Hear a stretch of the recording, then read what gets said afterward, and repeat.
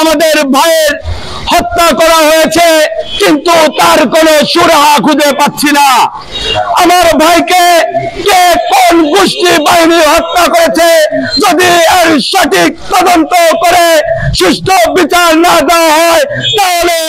সিরাজগঞ্জ সরকারি কলেজ ছাত্রদল কর্তৃক ঢাকা বিশ্ববিদ্যালয়ের ছাত্রনেতা শাহরিয়ার আলম শাম্যকে নির্মমভাবে হত্যা ও হত্যাকারী সন্ত্রাসীদের দ্রুত গ্রেপ্তার ও দৃষ্টান্তমূলক শাস্তি নিশ্চিতের দাবিতে প্রতিবাদ সমাবেশ অনুষ্ঠিত হয়েছে।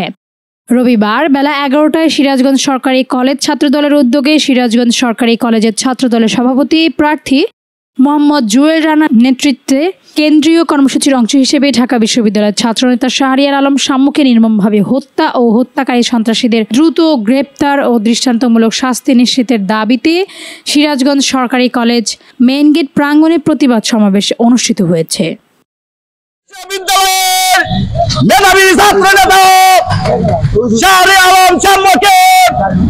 যেভাবে কুপিয়ে হত্যা করেছে এই গুপ্তচর সন্ত্রাসী সংগঠন, আজ সিরাজগঞ্জ সরকারি কলেজের পক্ষ থেকে এই হত্যার তীব্র প্রতিবাদ জানাচ্ছি।